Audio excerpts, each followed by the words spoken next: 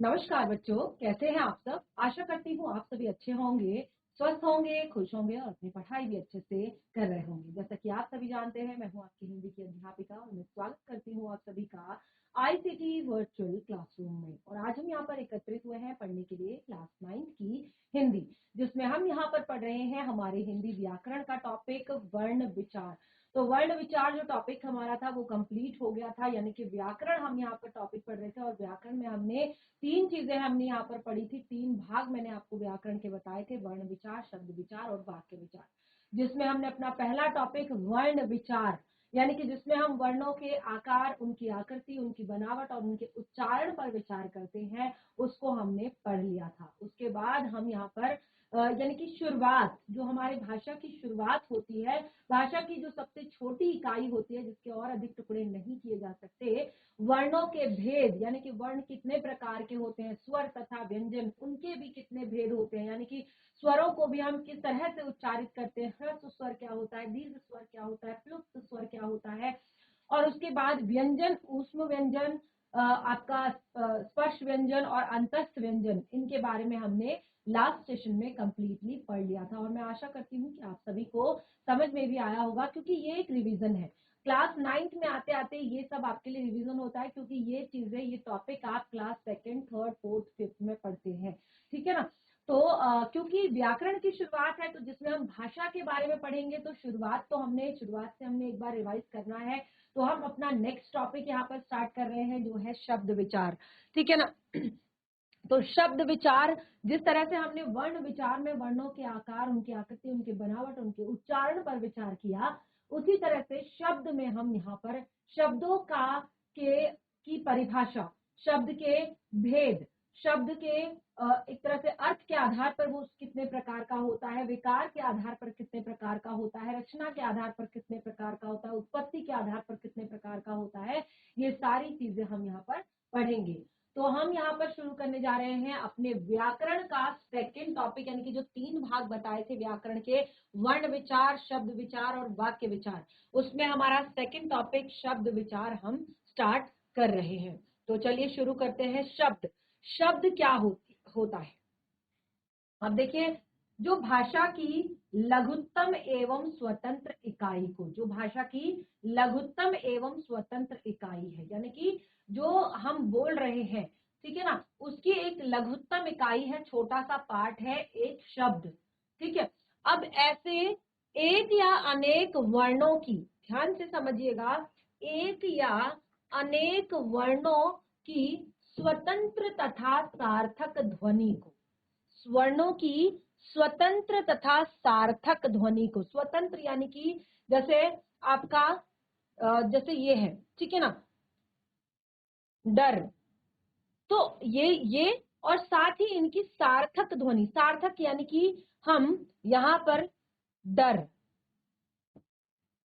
मत, घर, चल, जिसका कुछ मीनिंग निकल रहा हो, सार्थक यानी कि जिसका कुछ मीनिंग निकल रहा हो, उसको सार्थक कहते हैं। तो यही क्या कहलाता है, शब्द कहलाता है। तो ये शब्द की परिभाषा, और उसके बाद हम यहाँ पर आगे अच्छे से पढ़ेंगे शब्द की परिभाषा को। उसके बाद शब्द भंडार के बारे में जान लेते हैं कि शब्द भंडार होता क्या है, किसे कहते हैं शब्द भंडार। तो देखिए, किसी भी भाषा में प्रयुक्त हो रहे या हो सकने वाले, ध्यान से सुनिएगा, ध्यान से समझिएगा, कि किसी भी भाषा में प्रयुक्त हो रहे या हो सकने वाले, ठीक है ना। कुछ शब्द जो भाषा में प्रयुक्त हो रहे हैं और कुछ शब्द जो भाषा में प्रयुक्त हो सकते हैं, उनको हम क्या कहते हैं, यहाँ पर शब्द भंडार कहते हैं। उस भाषा का क्या कहते हैं, शब्द भंडार, ठीक है। जितने ज्यादा शब्द किसी भाषा में प्रयुक्त होंगे, वो उस भाषा का शब्द भंडार होगा। कहते हैं ना, इस भाषा में शब्द भंडार बहुत ज्यादा है, ठीक है ना। तो प्रयुक्त हो रहे या प्रयुक्त हो सकने वाले सभी शब्दों के समूहों को उस भाषा का शब्द भंडार कहते हैं। और ये जो शब्द भंडार होता है ना, ये सभ्यता के विकास के साथ आगे बढ़ता रहता है, यानी कि इसमें शब्दों की संख्या बढ़ती रहती है और कुछ शब्द शब्द जो है हटते रहते हैं।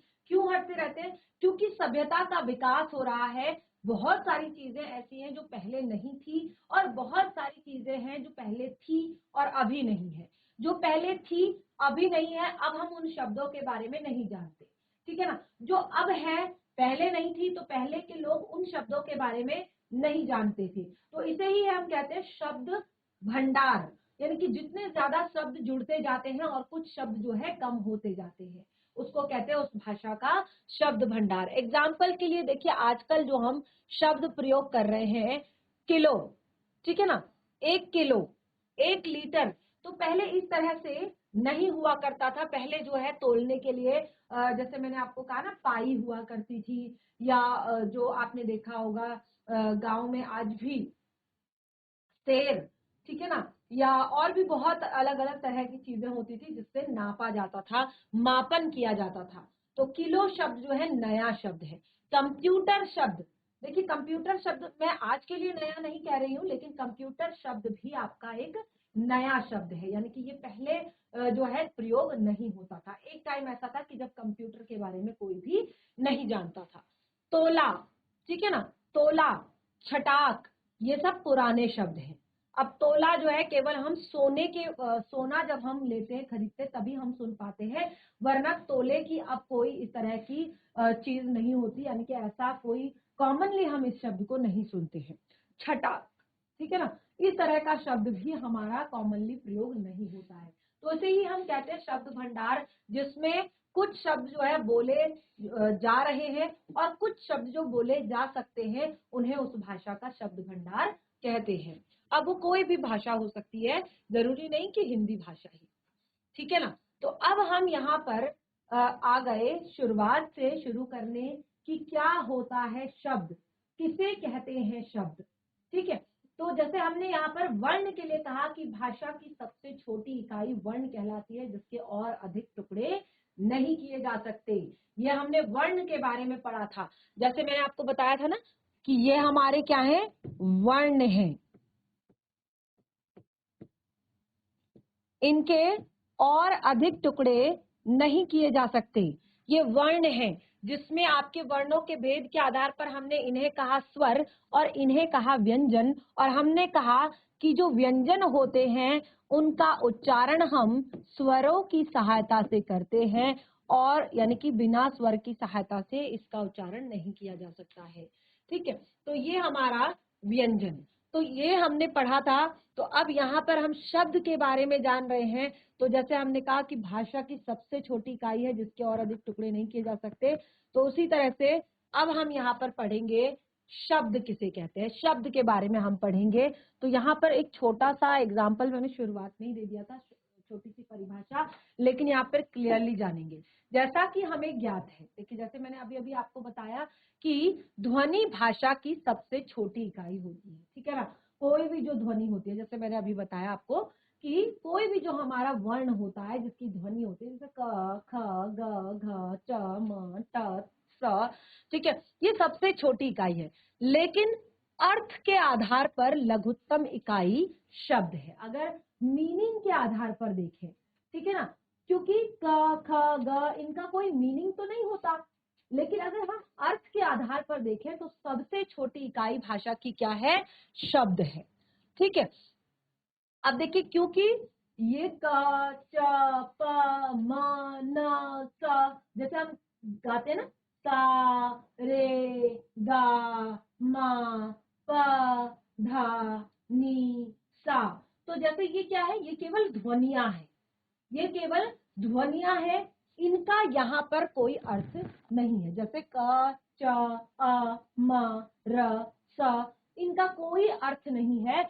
लेकिन कमल, अब हम इन्हीं शब्दों को, इन्हीं वर्णों को जब हम सार्थक क्रम में व्यवस्थित कर देते हैं, क्या करते हैं, सार्थक क्रम में व्यवस्थित करते हैं। सार्थक यानी कि जैसे हमने कहा क, म, ल, ठीक है ना, क, ल, म, समझ आ रहा है दोनों का मीनिंग, समझ आ रहा है दोनों का मीनिंग, क, म, ल, कमल, क, ल, म, कलम। अब देखिए अगला ल, क, म, लकम। क्या समझ आ रहा है इसका मीनिंग? नहीं आ रहा है? तो यानी कि हमने कहा जिनको हम सार्थक क्रम में लिखते हैं, यानी कि जिनका अर्थ निकलता है, उसको हम क्या कहते हैं? सार्थक क्रम। तो हमने कहा कि जैसे हमने ये शब्द है यहाँ पर जो ध्वनियों की सहायता से बनी है, जैसे हमने केवल क, च, अ, स, म, र अगर ऐसा कहेंगे तो कोई इसका मीनिंग नहीं निकलेगा। लेकिन अगर हम उन्हीं को सार्थक क्रम में लगा देंगे, उन्हीं को संयोग हम उनका कर देंगे, जैसे अगर हम घ और र को एक साथ करें तो ये क्या हो गया? घर। च और ल का एक साथ संयोग कर दें तो क्या हो गया? चल। ड और र को एक साथ हमने जोड़ दिया, क्या हो गया? डर। म, त, मत को हमने एक साथ जोड़ दिया तो ये क्या हो गया आपका? वाक्य, शब्द। तो आप देखेंगे घर, चल, डर, मत। घर, चल, डर, मत, सार्थक क्रम में हमने व्यवस्थित किया। तो हमने यहाँ पर कहा कि ध्वनियां ही अन्य ध्वनियों के संयोग से ऐसे समूहों की रचना करती हैं जो कि जिनका अर्थ होता है, यानी कि जो ध्वनियां हैं, जैसे अगर मैं कहूं उ, प, व, न, उपवन, प, न, घ, ट, पनघट, स, र, ग, म, सरगम। तो अब देखिए हमने कहा कि ये ध्वनियां ही आपस में संयुक्त होकर, संयोग करके समूह की रचना करती है, छोटा सा एक ग्रुप बनाती है और उनका कुछ ना कुछ मीनिंग होता है। जैसे मैंने क्या कहा कि कमल, कलम, उपवन, पनघट, सरगम, घर, चल, डर, मत, सबका मीनिंग आपको बिल्कुल क्लियर हो रहा है। तो हम उसको क्या कहते हैं? जिसका कोई अर्थ होता है, ऐसी ही सार्थक ध्वनि समूह जो है शब्द कहलाते हैं। अब यहाँ पर ऐसा ही सार्थक ध्वनि समूह शब्द कहलाता है जो मैंने आपको यहाँ पर बताई। ठीक है ना? अब हमने कहा कि परिभाषा, एक लाइन में अगर परिभाषा की बात करें तो दो या दो से अधिक वर्णों के सार्थक मेल को शब्द कहते हैं। दो या दो से अधिक वर्णों के सार्थक मेल को शब्द कहते हैं, ये परिभाषा। अब देखिए दो वर्ण का तो ये है घर, चल, डर, मत, बिल्कुल दिमाग में एकदम से क्लियर हो जा रही है कि क्या कहा जा रहा है। ठीक है ना? कमल, कलम, लकम। अब देखिए लकम जो शब्द है, मैंने कहा इसका कोई मीनिंग नहीं है, तो ये शब्द नहीं है। शब्द क्या है? जिसका पूरा पूरा अर्थ हमें समझ में आ रहा है, जिस ध्वनि समूह का पूरा अर्थ हमें समझ में आ रहा है, जैसे उपवन, पनघट, सरगम, शलजम, अदरक। ठीक है, ये छोटी क्लासेस में पढ़ते हैं हम, बिल्कुल जब हम सेकंड क्लास में होते हैं या फर्स्ट में होते हैं या एलकेजी यूकेजी में होते हैं, तो उस टाइम पे हम ये सब चीजें सीख रहे होते हैं। ठीक है, लेकिन क्योंकि इससे हमें आगे बहुत सारी चीजें और पढ़नी है, इसीलिए यहाँ तक पढ़ना बहुत ज्यादा जरूरी है। तो अब देखिए हमने ये तो कह दिया कि दो या दो से अधिक वर्णों के सार्थक मेल को हम शब्द कहते हैं। अब देखिए मेल तो हमने कर दिया, लेकिन कई बार मेल क्या होता है? इस तरह का हो जाता है। ठीक है ना? कई बार मेल जो होता है वो गड़बड़ हो जाता है। इसी के आधार पर शब्दों को दो भागों में बांटा गया है। कौन कौन से? सार्थक शब्द और निरर्थक शब्द। ठीक है ना? कौन कौन से दो भागों में बांटा गया है शब्द को? शुरुआत से ही एक सार्थक और एक निरर्थक, नाम से ही पता चल रहा है। ठीक है ना? कि कई बार ये जो मेल होता है, ये आपको समझाने के लिए, ये डिफरेंस बताने के लिए कि सही क्या है और गलत क्या है, उसके आधार पर शब्दों को दो भागों में बांटा कि कई बार जब गलत मेल हो जाता है उसको निरर्थक कहते हैं और वैसे जो सही मेल हो रखा है उसको तो सार्थक कहते हैं। तो दो भागों में बांटा शब्द को, सार्थक और निरर्थक। तो जहां पर देखिए सार्थक शब्द, पहला सार्थक शब्द सा अर्थक। सा का अर्थ होता है साथ और अर्थक का अर्थ होता है अर्थ के। ठीक है ना? जो अर्थ के साथ, यानी कि जिसका मीनिंग होता है। ठीक है, जिसका कुछ ना कुछ मीनिंग होता है, जिसका कुछ ना कुछ अर्थ होता है, उसको हम क्या कहते हैं? सार्थक शब्द कहते हैं। जिन शब्दों के अर्थ ग्रहण किए जाते हैं, यानी कि जिन शब्दों का अर्थ हमें समझ में आ जाता है उनको हम सार्थक शब्द कहते हैं। जैसे सब्जी, अब सब्जी अगर हम कह लेंगे ना तो बहुत सारी सब्जियां हम इमेजिन कर पाएंगे बिल्कुल आसानी से। दूध, रोटी, पानी, सामने, पता, ठीक है, ये सब क्या है, ऐसे शब्द है जिनका एक बार में हमें पढ़ लेने से ही अर्थ पता चल जा रहा है। उसके बाद दूसरा बताया मैंने निरर्थक, यानी कि कई बार जो हम गलती से इस तरह का मेल कर देते हैं कि उसका कोई मीनिंग नहीं निकलता, ठीक है ना। तो जिन शब्दों के अर्थ ग्रहण नहीं किए जाते, अब जैसे हमने कहा लकम, कोई शब्द नहीं है, इसका कोई मीनिंग हमें समझ में नहीं आ रहा है, तो हम उसे क्या कहेंगे, निरर्थक। इसका कोई अर्थ हमें समझ में नहीं आ रहा है तो ये निरर्थक। इन शब्दों का प्रयोग सदैव सार्थक शब्दों के साथ ही होता है, और इन शब्दों का प्रयोग हमेशा सार्थक शब्दों के साथ ही होता है। जैसे और ये इनके साथ ही अलग करके ये अपना अर्थ निकाल लेते हैं। और अगर हम, जैसे हमने यहाँ पर लिखा अता, अब देखिए अता शब्द अगर मैं केवल ऐसे लिख दूं तो आपको समझ नहीं आएगा, ठीक है ना। अब इसको मैं एक सार्थक शब्द के साथ लिखूं तो आपको समझ आ जाएगा।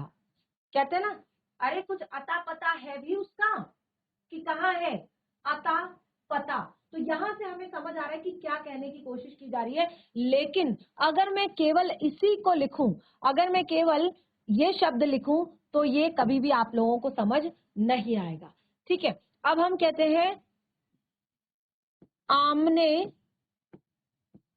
सामने, ठीक है ना। अब देखिए हम कहते हैं ना कि अरे बहस मत करो, आमने सामने बैठकर बात कर लो। अगर मैं केवल आमने शब्द यहाँ पर लिखूं तो आपको उसका कोई मीनिंग समझ नहीं आएगा। तो अगर हम उसको किसी सार्थक शब्द के साथ लिखें तो वो शायद अपना मीनिंग थोड़ा बहुत दे दे, यानी कि आपको समझ आ जाएगा, लेकिन फिर भी लिखने वाला कोई क्लियर मीनिंग उसका नहीं होगा, ठीक है। तो आमने सामने, जैसे हम कहते हैं ना कई बार आमने सामने, ठीक है ना। अब कहते हैं ठंडा मंडा, अरे ठंडा मंडा मत खाओ, अब मंडा क्या होता है, ठीक है ना। तो ये सारी चीजें जो है जिनके कोई भी मीनिंग नहीं होते, कोई भी अर्थ नहीं होते, उन शब्दों को हम कहते हैं निरर्थक शब्द, ठीक है ना। सार्थक क्या है वो हमने बता दिया, और आपका निरर्थक क्या है वो हमने बता दिया, ठीक है। इस तरह से अब कहते हैं चाय वाय पी लो थोड़ा, चाय, चाय आप सभी को पता है ना शब्द, और वाय ये हम अक्सर बोलते हैं, और चाय वाय पी ली आपने, चाय वाय। अब देखिए वाय शब्द अगर हम खाली लिखेंगे तो उसका कोई मीनिंग नहीं है, कोई उसका अर्थ नहीं है। तो अगर इस तरह से उसको लिखा जाए तो थोड़ा बहुत उसका अर्थ निकलता है, यानी कि हमें समझ आता है कि क्या कहा जा रहा है हमसे, ठीक है। तो ये हमने बताया शब्द की परिभाषा, और बिल्कुल बहुत ही सरल तरीके से शब्द के दो भेद, सार्थक और निरर्थक। अब देखिए जो सार्थक शब्द है हमने उसके लिए कहा कि जिसका हमें पूरा पूरा अर्थ समझ में आता हो उसको हम कहते हैं सार्थक शब्द।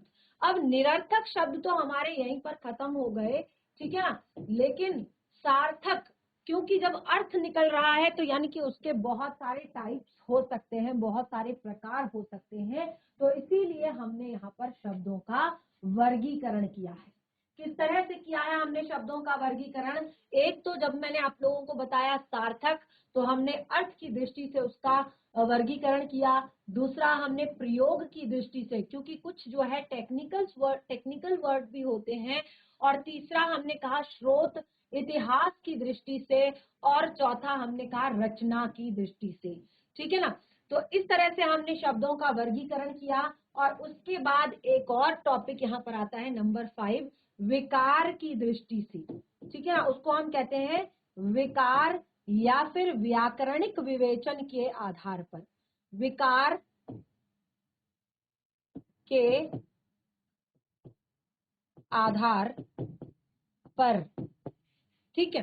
तो इस तरह से अभी हम यहाँ पर 5 चीजें पढ़ने वाले हैं, जिसमें आपको पूरी की पूरी व्याकरण का जो आधा पार्ट है, यानी कि यहाँ से लेकर ये नंबर 5 तक आपको आधी व्याकरण की नॉलेज इसमें हो जाएगी। जो आपके व्याकरण के आधे से ज्यादा टॉपिक हैं वो इन सब में कवर हो जाएंगे, ठीक है ना। जो कॉमन टॉपिक्स हैं, बिल्कुल जो सामान्य आपके टॉपिक हैं, वो इसमें आधे से ज्यादा क्लियर हो जाएंगे।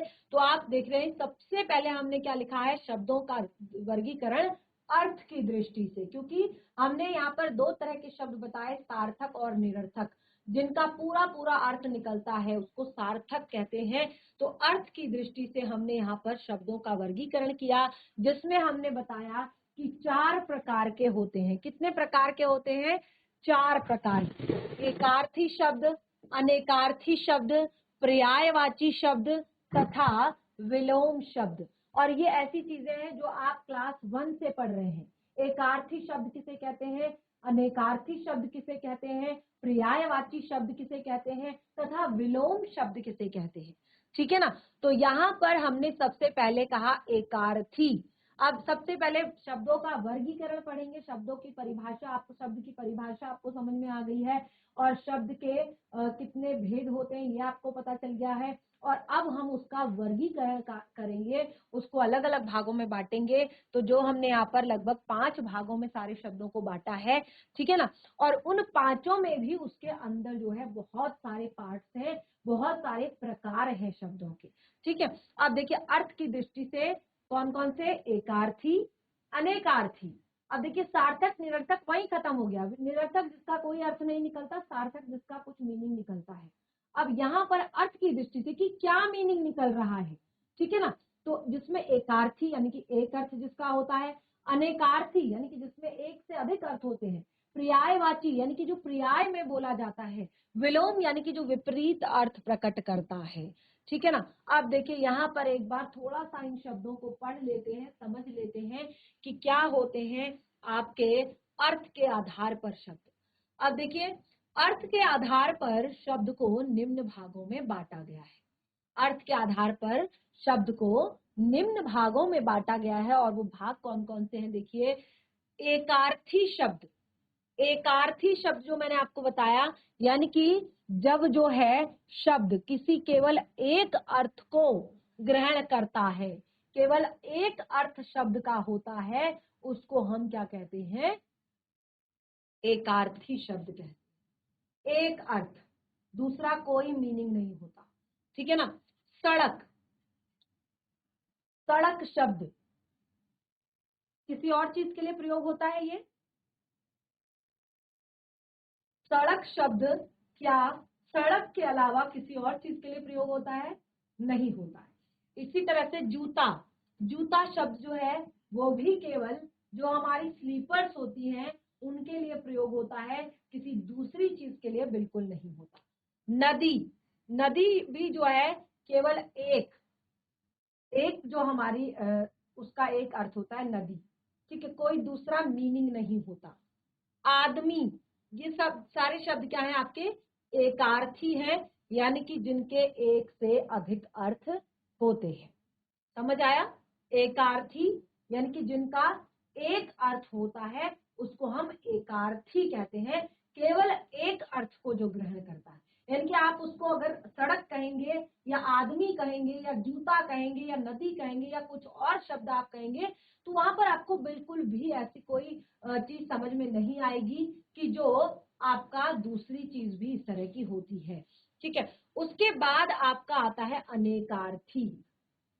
अनेकार्थी शब्द नाम से ही पता चल रहा है, अनेक अर्थी यानी कि जिनके एक से अधिक अर्थ होते हैं, एक से ज्यादा अर्थ होते हैं। इनको मैं अगर लास्ट नेक्स्ट सेशन में आप कहेंगे तो मैं पूरा का पूरा टॉपिक इस पर यहाँ पर आपको एक दिखाऊंगी, जिससे आप अच्छे से समझ जाएंगे और अच्छे से पढ़ भी लेंगे इसको, ठीक है। और वैसे तो ये सारी चीजें जैसे मैंने बताया कि छोटी क्लासेस की हैं आपकी, लेकिन क्योंकि ये आधे से ज्यादा व्याकरण को कवर करती हैं, इसीलिए अगर हम व्याकरण पढ़ रहे हैं तो शुरुआत हमें यहाँ से करनी ही होगी, ठीक है। तो हमने कहा कि एक से अधिक अर्थ। अब देखिए यहाँ पर हार शब्द है, ठीक है। तो हार शब्द के आपको जब आप हार शब्द का उच्चारण कर रहे हैं तो क्या आ रहा है आपको समझ में, ठीक है। कौन बताएगा मुझे, जब आप हार शब्द का उच्चारण करते हैं तो आपके दिमाग में क्या आता है? सबसे पहले दो चीजें एकदम से फ्लैश हो रही हैं। एक तो होता है कि किसी भी काम में शिकस्त, किसी भी काम में हार जाना, ठीक है, किसी कंपटीशन में पीछे रह जाना, कोई चीज से हार जाना। और दूसरा हार, गले में पहनने वाला हार, ठीक है ना। दो शब्द बिल्कुल एकदम से हमारे दिमाग में आ रहे हैं। एक तो होता है हार जो गले में पहना जाता है, और एक जो होता है जब हमारी पराजय होती है। एक का अर्थ क्या होता है?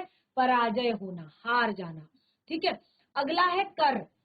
कर शब्द का क्या अर्थ होता है? कर शब्द का एक अर्थ होता है हाथ, कहते हैं ना अपने कर कमलों से उनका स्वागत कीजिए, अभिनंदन कीजिए अपने कर कमलों से, हाथों से, ठीक है ना। और दूसरा होता है टैक्स। आपने देखा होगा आय कर, जो आय पर दिया जाने वाला टैक्स, आय कर, ठीक है ना। तो दो मीनिंग हो गए। उसके बाद कनक। कनक शब्द का भी आपके दो मीनिंग होते हैं, जो मैंने आपको पहले भी बताया है। कनक कनक ते सौगुनी, मादकता अधिकाय, या खाए बोराय नर, वा पाए बोराय। कनक कनक, कनक शब्द का अर्थ होता है सोना, कनक शब्द का अर्थ होता है धतूरा, कनक शब्द का अर्थ होता है गेहूं, ठीक है ना। तो यहाँ पर आपको एक से अधिक अर्थ मिल रहे हैं। ऐसे ही आपका चौथा शब्द है व्यंजन, ठीक है ना। व्यंजन क्या होता है? व्यंजन आपका एक तो खाने वाले होते हैं, वैरायटी जो होती है, हम कहते हैं अरे वाह यहाँ तो ढेर सारे व्यंजन बने हुए हैं, बहुत सारे पकवान बने हुए हैं। व्यंजनों को क्या कहते हैं? पकवान।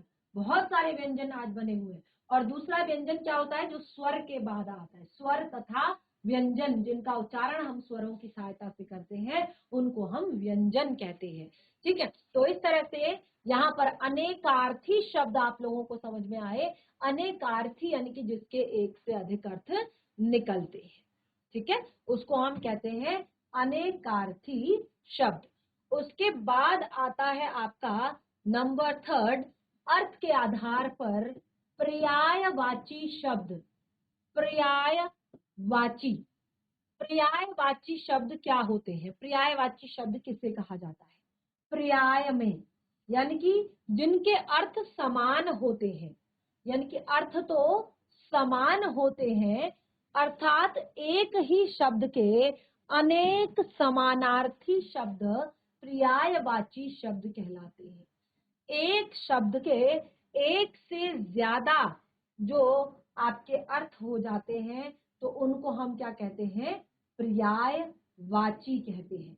जैसे आपका पानी, पानी का पर्यायवाची क्या है? जल, नीर, तोय। आकाश का पर्यायवाची क्या है? आसमान, नभ, गगन, अंबर, ठीक है। पुष्प का पर्यायवाची क्या है? फूल, कुसुम, ठीक है। इसी तरह से आपका बहुत सारे, अमृत का पर्यायवाची पीयूष, अमीय, ठीक है। तो इस तरह से सुधा, और बहुत सारे शब्द होते हैं जो क्या करते हैं? समान अर्थ प्रकट करते हैं। और यहाँ पर आपको, जैसे मैंने कहा कि जो समानार्थी शब्द होते हैं, जो ये पर्यायवाची शब्द होते हैं, इनकी एक खासियत होती है कि जब, ऐसा नहीं कि वो पर्याय में है उसके, तो आप कहीं पर भी उसको लिख देंगे कि अगर यहाँ पर ये प्रयोग हो रहा है तो यहाँ पर ये भी तो प्रयोग हो सकता है, क्योंकि इसका मीनिंग भी यही है, उसका पर्याय भी तो यही है। लेकिन ऐसा नहीं होता। एक सूक्ष्म अंतर इनमें होता है जो कि हमेशा इनको एक दूसरे से अलग करता है। जैसे यहाँ पर एक एग्जांपल हमेशा मैं देती हूँ, गंगा जल और गंगा पानी का। तो जो गंगा जल शब्द है वही सूटेबल है, अगर हम उसको गंगा पानी लिखेंगे तो फिर वो उसके साथ सूटेबल नहीं होगा, ठीक है ना। तो इस तरह से यहाँ पर हम इनको कहते हैं पर्यायवाची शब्द। उसके बाद नंबर फोर्थ आता है अर्थ के आधार पर विलोम शब्द। विलोम का क्या अर्थ होता है? विलोम का अर्थ होता है विपरीत अर्थ। ऐसे शब्द जो दूसरे का विपरीत, ठीक है ना, वे शब्द जो एक दूसरे का विपरीत अर्थ प्रकट करते हैं, एक दूसरे का विपरीत अर्थ देते हैं, उसको कहते हैं विलोम शब्द। विलोम का अर्थ ही होता है उल्टा। जैसे दिन का रात, सुबह का शाम, ठीक है, अच्छे का बुरा, दुख का सुख, ठीक है। तो इस तरह से आज हमने यहाँ पर एक बहुत ही महत्वपूर्ण टॉपिक जो है डिस्कस किया, जो था हमारा शब्द विचार, जिसमें हमने शब्द किसे कहते हैं, शब्द की परिभाषा क्या होती है और शब्द के कितने प्रकार होते हैं और शब्दों का वर्गीकरण कितने तरीके से किया जाता है, वो हमने यहाँ पर पढ़ा। और जिसमें हमने शब्दों के वर्गीकरण में उसका पहला भाग अर्थ की दृष्टि से शब्द भेद, उसको थोड़ा सा डिस्कस किया। और जैसे मैंने आपको बताया कि इसमें मैं ढेर सारे एग्जाम्पल्स आपको, क्योंकि ये तो छोटी क्लासेस का है, ये अभी पढ़ने वाली चीजें नहीं है पर्यायवाची शब्द, लेकिन एग्जाम में आता है अभी भी, ठीक है ना। पर्यायवाची, विलोम, ये सब चीजें, अनेकार्थी, एकार्थी, ये आपके एग्जाम में आते हैं, ठीक है ना। सार्थक, निरर्थक, ये आप आगे पढ़ेंगे। तो इसीलिए आगे मैं आपको एक बहुत सारे एग्जाम्पल्स से रिलेटेड एक स्लाइड आपको यहाँ पर दिखाऊंगी, शो करूंगी, और उसके बाद आगे के टॉपिक को कंटिन्यू करेंगे हम अपने नेक्स्ट सेशन में। तब तक के लिए धन्यवाद। आपका दिन शुभ हो।